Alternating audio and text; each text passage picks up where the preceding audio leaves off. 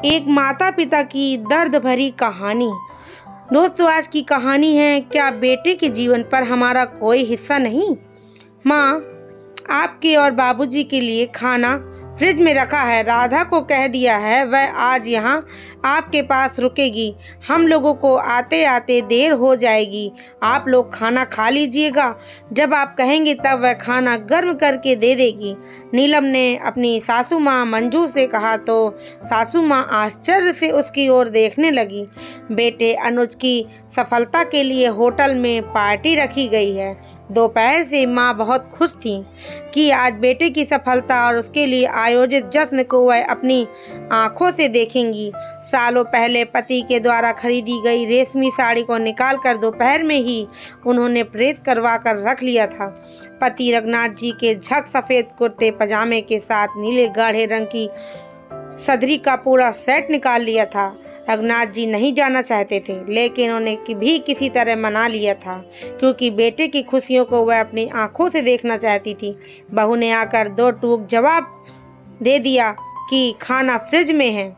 एक बार भी यह नहीं जानना चाहा कि हमारी मर्जी क्या है, हम वहां आना चाहते हैं या नहीं। यह सोचते ही उनकी आंखें सजल हो गईं। अपने आप को संयमित कर बोल उठी, क्या अनुज घर नहीं आएगा? उसने क्या कहा? वो ऑफिस से बाहर चले जाएंगे। मुझसे कहा कि मैं सबको लेकर आ जाऊं, तो मैं बस बच्चों को लेकर निकल रही हूं। आप लोग अपना ध्यान रखिएगा। इतना कहकर नीलम झटपट निकल गई और मंजू जी ठगी खड़ी सी देखती रह गईं। रघुनाथ जी किनारे आराम कुर्सी पर बैठे किताब पढ़ रहे थे। आंखों में आंसू लेकर पति की तरफ देखा तो उनके होठों पर फीकी सी रेखा खिंच गई। पत्नी के पास आकर उन्हें अपने साथ बिस्तर पर बिठाया।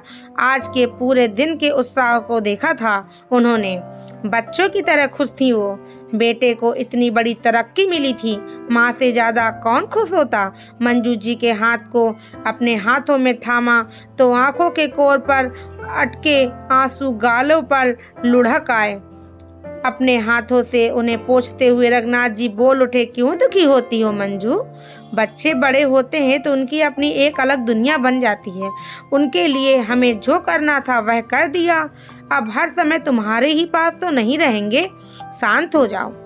क्यों जी, बच्चे बड़े क्यों हो गए? काश वह समय वह पल वहीं रुक गया होता जब बच्चे हमसे दूर होने के नाम पर बिलख पड़ते थे। याद जब हमारा अनुज पहली बार स्कूल गया था, मेरा आंचल पकड़े दिन भर रोता रहा। मुझे पूरे दिन भर उनके साथ स्कूल में बैठना पड़ा था।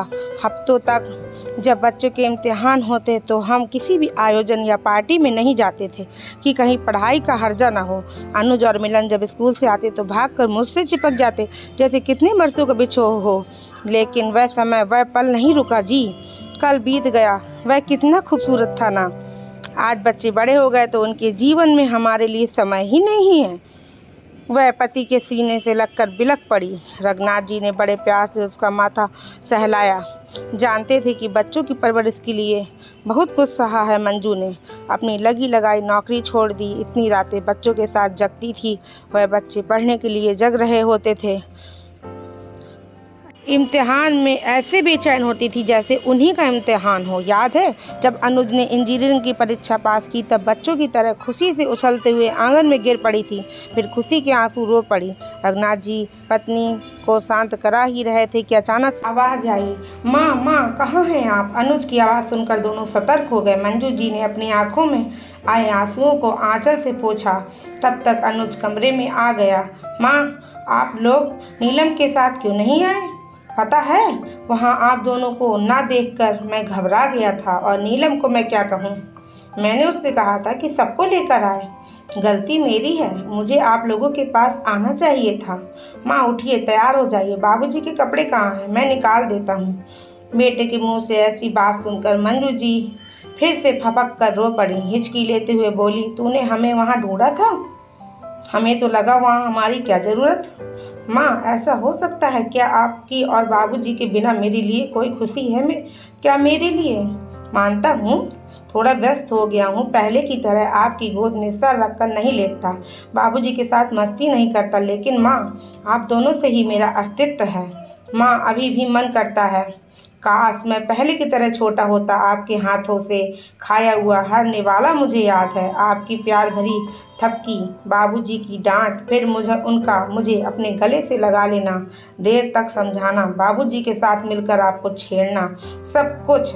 फिर आपका रूठना माँ, जब आप रूठ कर बैठ जाती थीं और हम सब आपको मनाते थे और आप अपनी मुस्कुराहट को छिपाने का निरर्थक प्रयास करती थी, उस समय आप दुनिया की सबसे खूबसूरत महिला लगती थी। कहते हुए अनुज ने अपनी माँ को सीने से चिपका लिया, जैसे छोटा अनुज इस डर से माँ से चिपकता था कि माँ कहीं दूर ना चली जाए। माँ ने बेटे के स्पर्श की गर्माहट का प्यार, माँ के लिए उभर आए हर एहसास को महसूस किया। उसे लगा अनुज तो वही है, कल आज जरूर बन गया है, लेकिन रिश्ते वही हैं। अच्छा जरा देखो, तुम तो रोती ही रह गई। मैं तैयार होकर भी आ गया। अनुज अब छोड़ना माँ को, तू तो जानता है कि माँ 2 घंटे लगाती है तैयार होने में। माँ को अपने से दूर हटाते हुए मुस्कुराते हुए अनुज बोला, हाँ बाबूजी, क्या आपने सही कहा, कम नखरे हैं क्या इनके, पता चला हम गए और पार्टी खत्म हो गई। माँ जल्दी कीजिए। अच्छा अच्छा, अब बाप बेटे एक सुर में बोलने लग जाओ, मैं नहीं जाती। कहते हुए थोड़ा गुस्सा और मुस्कुराहट के साथ जल्दी जल्दी तैयार हुई। रेशमी साड़ी, गले में छोटा सा सोने का हार, कानों में कर्णफूल डालकर निकली तो रघुनाथ जी को महसूस हुआ कि वह बरसों पुरानी अंजू को देख रहे हैं, जिनकी आंखों में बच्चों के प्यार और दुलार की मीठी झलक दिखती थी, उम्मीद की किरण दिखती थी। मंजू जी को देखकर दोनों मुस्कुरा उठे। दोनों ने उनका हाथ थामा और निकल पड़े गंतव्य की तरफ। मंजू जी मन ही मन मुस्कुरा रही थी, एक हाथ पति के हाथ में और दूसरा हाथ बेटे के हाथ में अपने जीवन के अनमोल पलों को अपने आंचल में समेट खुल के मुस्कुरा रही थी और एक अनुपम सौंदर्य की आभा से उनका रोम रोम चमक रहा था। दोस्तों, आपको मेरी कहानी कैसी लगी? अगर आपको मेरी कहानी थोड़ी सी भी पसंद आई तो प्लीज़ मेरे चैनल को सब्सक्राइब कीजिए, लाइक कीजिए, शेयर करिए, कमेंट में बताइए आपको मेरी कहानी कैसी लगी। तब तक के लिए जय हिंद, वंदे मातरम।